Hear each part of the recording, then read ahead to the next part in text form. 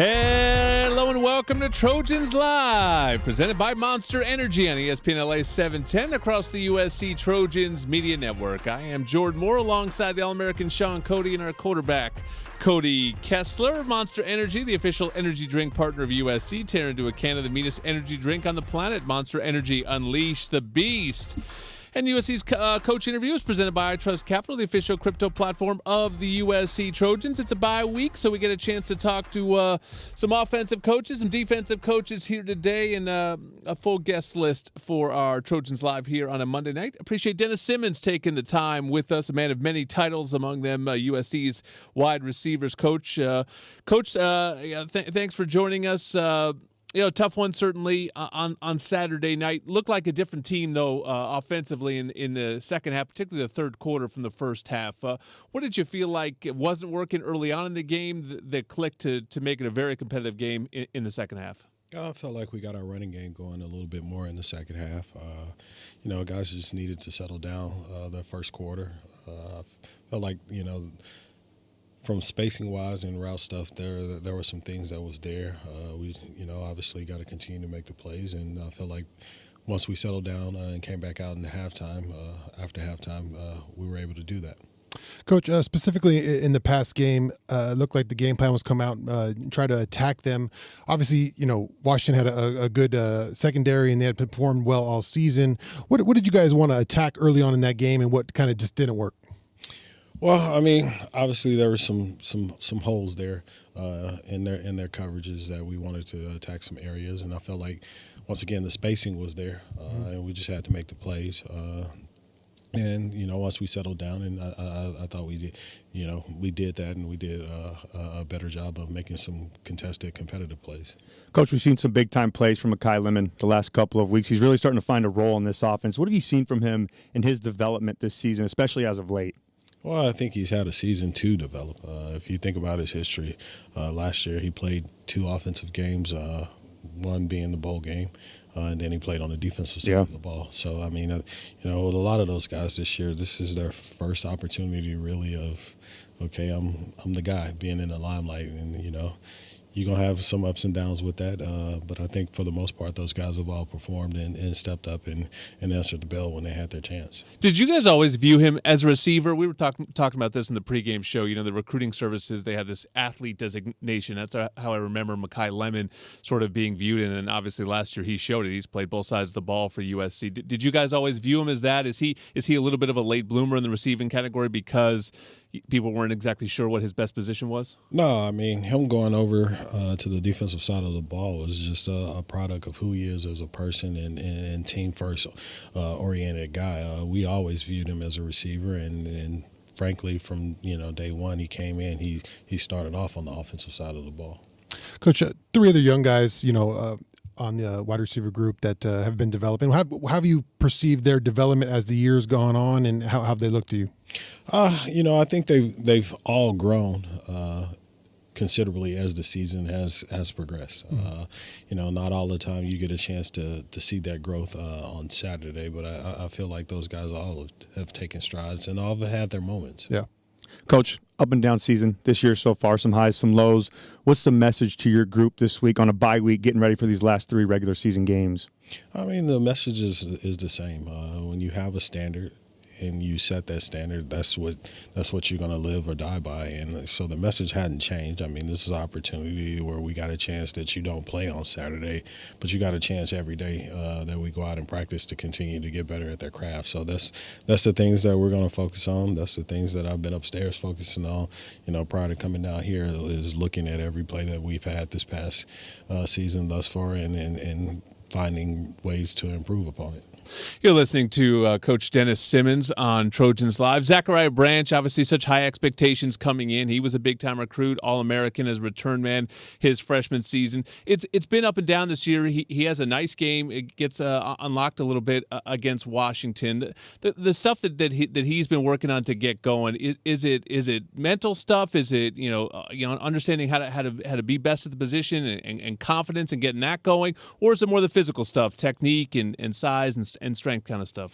No, Zach is, from a physical standpoint, he's everything that you could want and ask for. there's been some times in the offense where he's been open. There's been some times in the offense where, he's had opportunities and we just hadn't been able to capitalize on it. But, I mean, that's all a part of it when you're a young player and you're trying to emerge.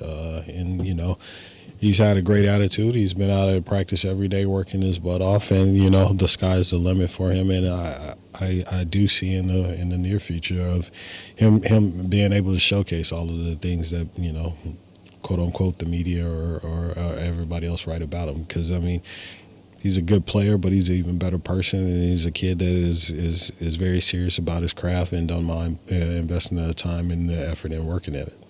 Bye weeks come this time of year, and usually you get those early ones, and you can you push through them, you kind of keep working. And the later ones, maybe you try to get some guys some rest. How do you figure you use this bye week? Is it more of a development week, or getting the guys rest as later in the season?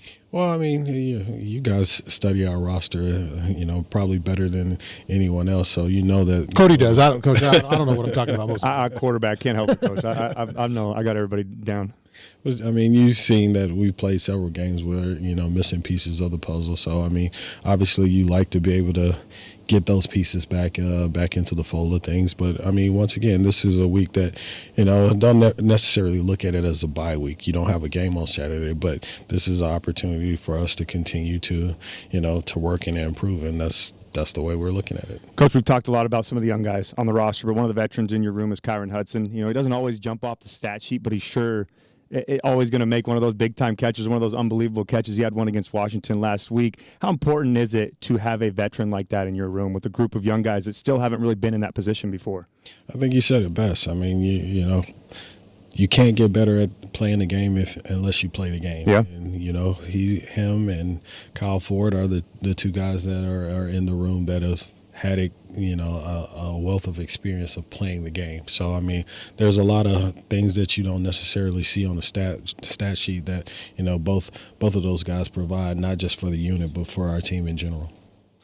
You're listening to Dennis Simmons on Trojans Live. Coach, we've talked about this all season, the receiving room. It's sort of like a new guy each week. It's been, a handful of guys ultimately that end up at the top. Zachariah was the leading receiver this week, Makai the 2 weeks before that. Do you like the fact that the ball's being spread around so much? I mean, 2 years ago you coached Jordan Addison. He was pretty clearly the go-to guy. Is it better for an offense to have that, or do you like the threat of the fact that people don't really know where the ball's going? Well, I like the fact that, you can't just pick out one individual and say, okay, we're going to take him away. But, I mean, if you think in terms of today, modern day football and recruiting, it benefits you to be able to spread the ball out, especially if you have a room full of talent. If I had a room full of talent and only one guy was getting the ball, then I would have, 8 unhappy faces looking at me after every series and after every game. So, I mean, those guys work their butt off to warrant the ball. So when it comes their way, I mean, there's no discretion about it. And the guys that are in the room are the right guys. They're guys that are unselfish. So, I mean, they understand, all right, you know what? One game is, it may be my moment, and, I'm going to maximize every opportunity that I get, because the next game, they may try to roll coverage to me, or they may try to double me, and it's going to be somebody else. And, the beauty of all of those guys working hard and seeing each other work hard every day, it alleviates the 10 of, oh, well, I didn't get the ball on this play, because they know, hey, my teammate is putting in the work just as much as I am, and, right now it may just be his moment. Coach, I haven't got a chance to break down any Nebraska because we're 2 weeks out, but I know you coaching staffs like to jump in all kinds of stuff early. What's that defense look like? And, obviously 2 weeks away, but some time to work on it. What do you see from Nebraska's defense? Well, they're a veteran defensive group. Their front is pretty stout. And then, all of the guys that they got coming back on the back end are 4-year or 5th-year seniors. So, I mean, they got a wealth of playing experience on their hands. So, I mean, that's going to be a challenge within itself. And then they do some schematic things that they do that, from a receiver standpoint, you're like, we got to see this week. Coach, I always am curious, during a bye week as a coach, do you like to step away a little bit and reset mentally, or are you all ball all the time? Well, our week will consist of, we'll practice tomorrow, we'll practice Wednesday, and then I'm in the airport for a flight to be at a high school game Thursday night, and on the road recruiting Friday. So always working. Well, that kick time just dropped for the homecoming game. The next game is against Nebraska. It is a 1 o'clock tip at the Coliseum. We will go on at 11 a.m. across the USC Trojans Media Network. That game will kick on Fox. Dennis Simmons will help lead that offense onto the field. We're going to switch to the other side of the ball now. It's time for some dog work. We've got Eric Henderson, the DL coach, coming up next on Trojans Live.